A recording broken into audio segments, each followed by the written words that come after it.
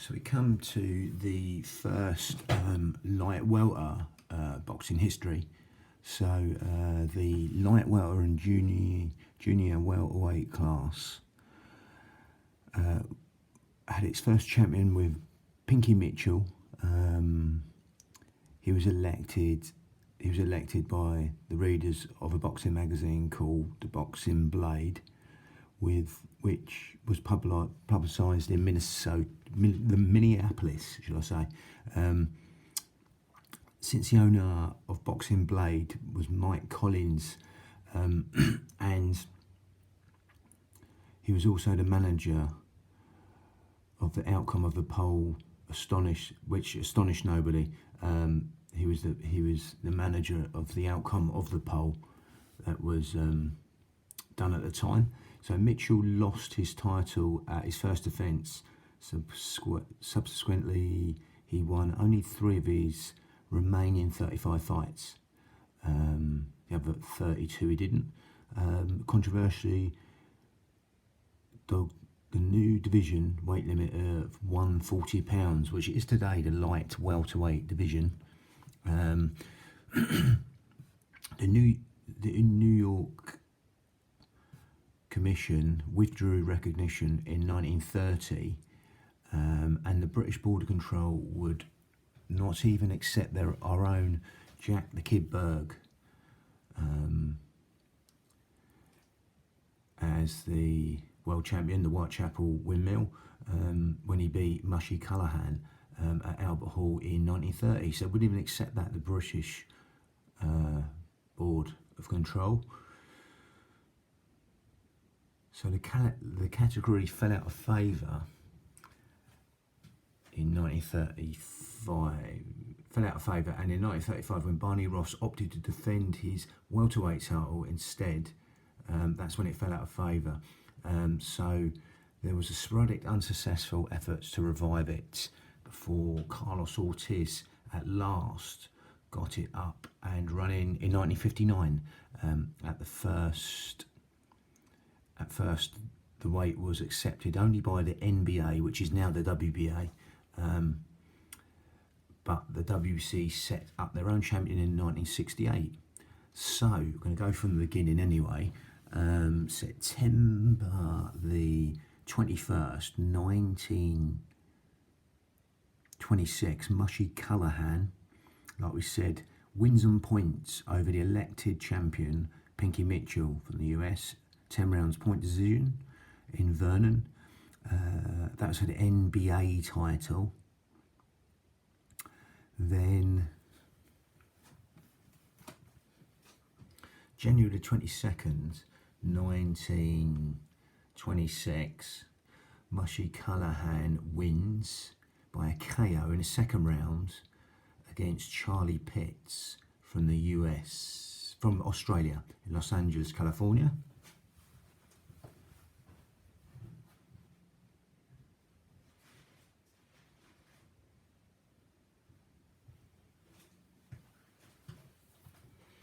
Then March the 14th, 1927, Mushy Callaghan wins again by second round KO of Andy Dividi from the US. And that was in New York, for the NBA and a New York recognition of the title, the NSAC. So May 31st, 1927, Mushy Callaghan wins on points over Spug Myers from US, wins on points over 10 rounds in Chicago, Illinois.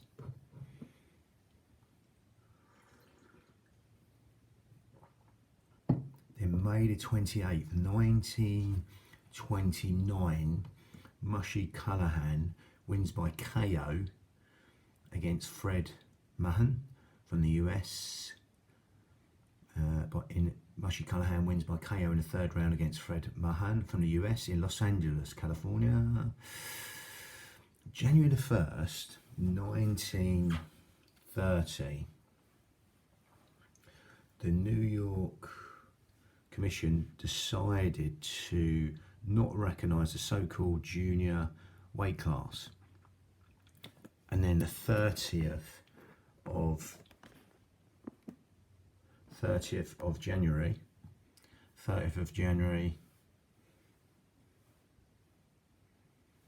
1930, the NBA, should I say, withdrew its recognition of Callahan.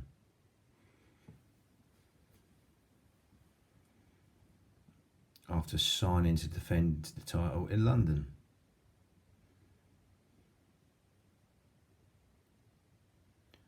Then February 18th, 1930, Jack Kidberg wins from England, wins in the 10th round by retirement against Mushy Callahan in London, England.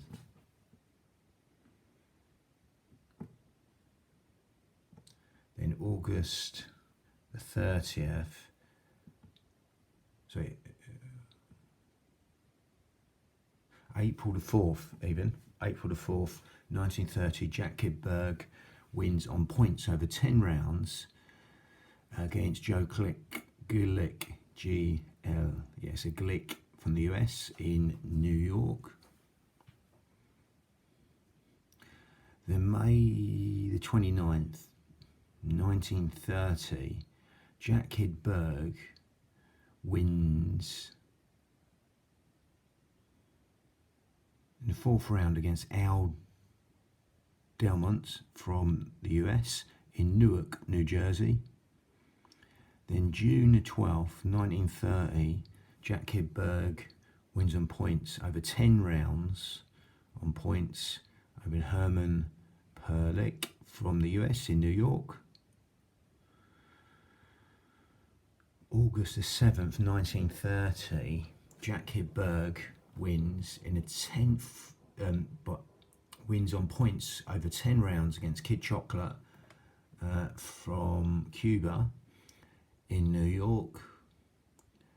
And then September the 3rd, 1930, Jack Kidberg wins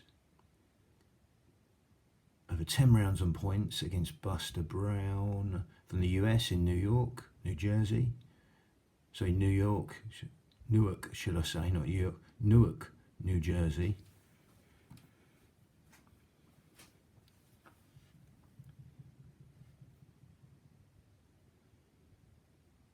Then September the 18th, 1930, Jack Kidberg wins again over Joe Glick from the US.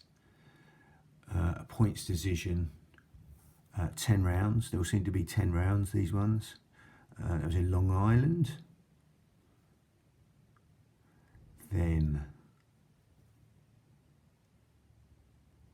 October the 10th, 1930, Jack Kidberg wins over 10 rounds on points against Bully Patrol, Fargo Express, good body puncher from the US in New York. January the 23rd, 1931, Jack Kidberg wins on points again over 10 rounds. That seems to be the theme a bit here, against Goldie Hess in the US. That was Chicago, Illinois. Berg won recognition as NBA champion. Again, the Whitechapel Windmill gets a bit of a rain here. Jack Kidberg. So we've got January 30th, 1931. Jack Kidberg wins on points over 10 rounds against Herman Perlick. 10 rounds points decision in New York. In April the 10th, 1931, Jack Kidberg wins again on a 10 rounds point decision against Billy Wallace from the US in Chicago, Illinois.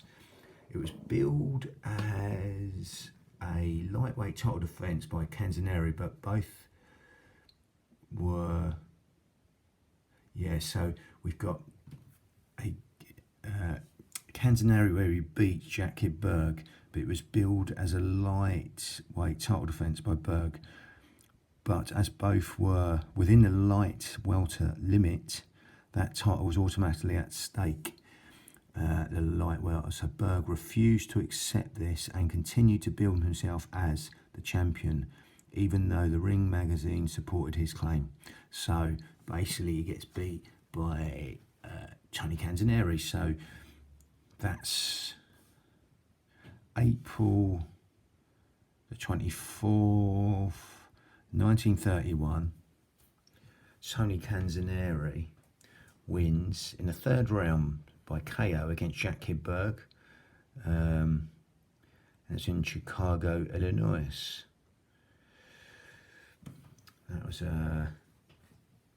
April the 24th, 1931. Then we've got July the 25th, 1931.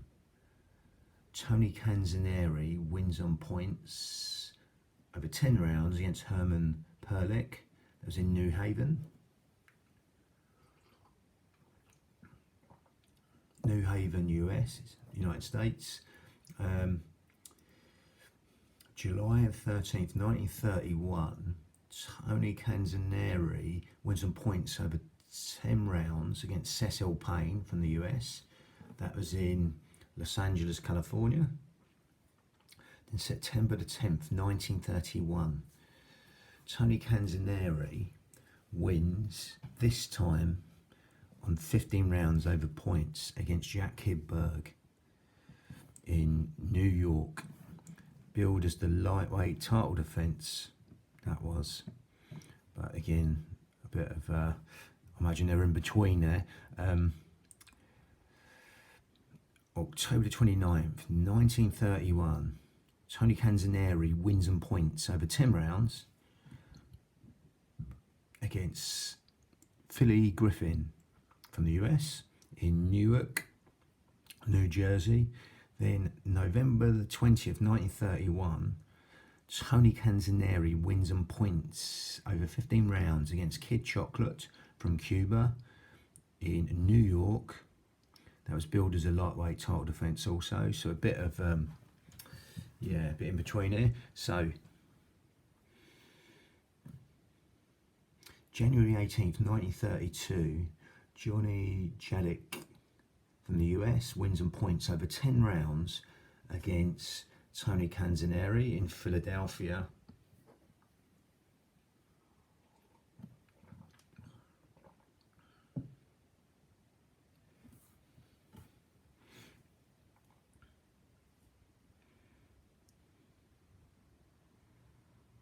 And then Johnny Jadick gets his revenge. So July the 18th, 1932, Johnny Jadick from the US wins on points over 10 rounds against Tony Canzoneri, and that was in Philadelphia.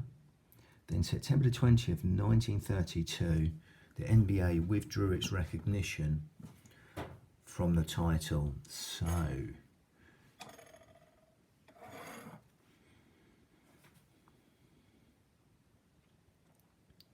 February 20th, 1933, Battling Shaw from Mexico wins on points over 10 rounds against Johnny Jadick. 10 rounds point decision, and that was in New Orleans. Then May the 21st, 1933, Tony Canzoneri wins on points over 10 rounds against Battling Shaw. 10 rounds point decision in New Orleans. Then June 23rd, 1933, Barney Ross from the US wins on points over 10 rounds against Tony Canzoneri from Chicago, Illinois. Then Canzoneri's lightweight title was also at stake. Then July 26th, 1933, Barney Ross wins in the 6th round. Referee stops the fight against Johnny Farr from the US in Kansas City. Then September the 12th, 1933, Barney Ross wins on points over 12 rounds against Tony Canzoneri. That was in New York. That was billed as a lightweight title defence. Then November the 17th, 1933, Barney Ross wins on points over 10 rounds against Sammy Fuller from the US in Chicago, Illinois. Then February the 7th, 1934, Barney Ross wins on points over 12 rounds against Pete Nebo from the US in Kansas City. Then March the 5th, 1934, Barney Ross wins over 10 rounds, a draw over 10 rounds against Frankie Click in the US, San Francisco. Then March 27, 1934, Barney Ross wins on points over 10 rounds against Bobby Pacho from the US in Los Angeles. And then he fights Bobby Pacho again. December the 10th, 1934, Barney Ross wins on points over Bobby Pacho. Over 12 rounds this time though, in Cleveland, Ohio. Then we got January the 28th, 1935, Barney Ross wins on points over Frankie Click. You got Frankie Click this time. Not to be messed up with Joe Glick, like I sometimes do, the G. But again, it's Frankie Click with a K. He wins on points against him. Doesn't say the distance, so I'm not too sure. Depends what the distance was in them days. It was very variable. Miami, Florida, that was it. Then we've got April the 9th, 1935. Barney Ross wins on points over 12 rounds against Harry Woods from the US in Seattle, Washington. And from here,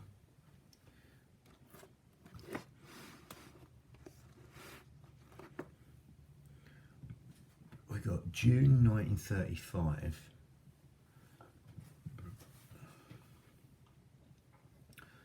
Ross relinquishes the title on regaining the welterweight championship. And again, so we got July the 5th, 1939. Maxi Berger from Canada wins on points over 10 rounds against Wes Ramy from the US in Montreal, Canada.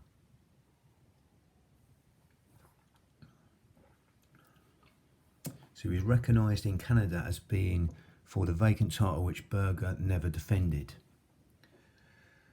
So you got a different champion. So October the 28th, 1940, Harry Weekley from the US wins on points over 15 rounds against Jerome Conforto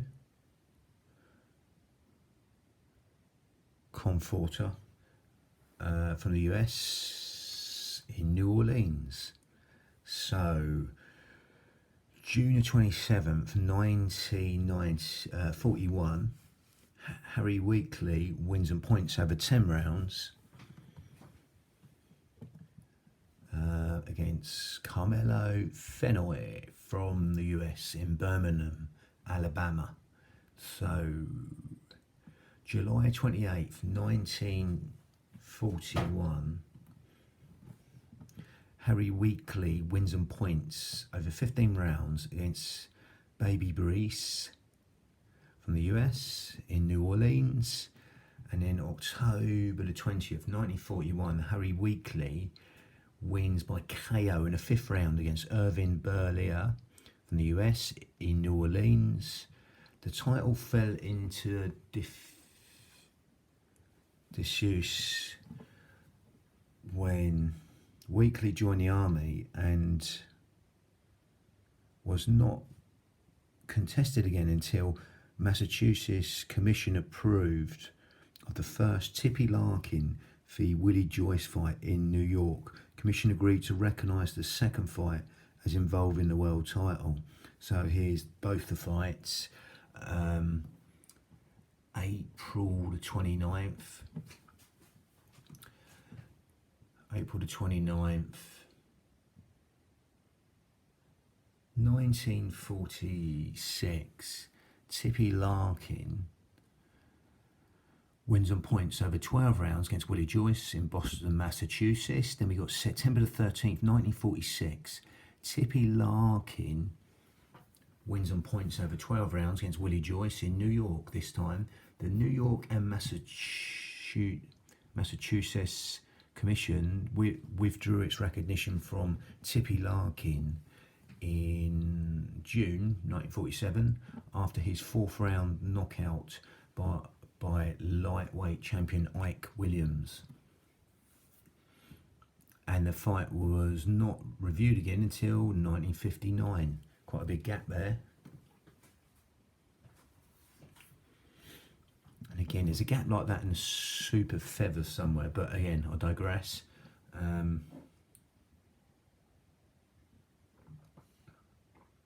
June the 12th, 1959, Carlos Ortiz from Puerto Rico wins in the second round by retirements against Kenny Lane from the US in New York.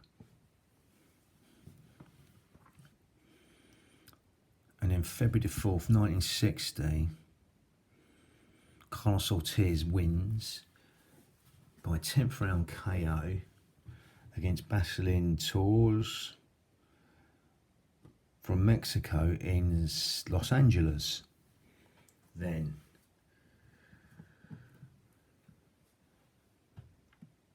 June 15th, 1960, Carlos Ortiz wins on points over 15 rounds against Giulio Loi from Italy in San Francisco. Then September the 1st, 1960, Giulio Loi wins on points over 15 rounds against Carlos Ortiz in Milan. Then May the 10th, 1961, Giulio Loi wins on points over 15 rounds, this time against Carlos Ortiz.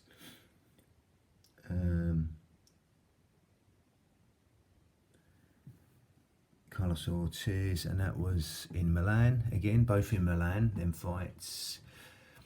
Then you've got October the 21st, 1961. Giulio Loi draws with Eddie Perkins from the US in Milan again. And then we got September the 14th, 1962. Eddie Perkins wins on points over 15 rounds against Giulio Loi in Milan. And then we got it again, December the 15th, 1962. Giulio Loi wins on points over 15 rounds against Eddie Perkins in Milan.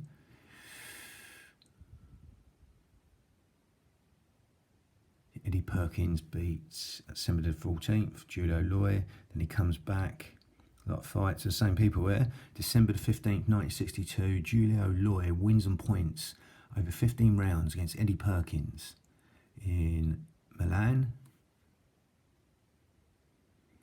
Then Loi announces his retirement in January 1963. So we've got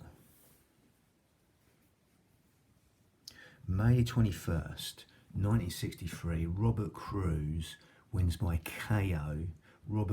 Roberto Cruz, should I say, from the Philippines, wins by KO in the first round against Basilin Torres in Los Angeles. That was for the vacant title. Then we've got June the 15th, 1963.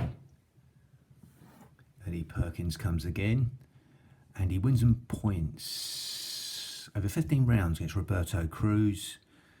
15 rounds points decision in Manila, should I say, Philippines. Bang, we're going to leave it there. That's the end of the first light welter boxing history, title history there, bang.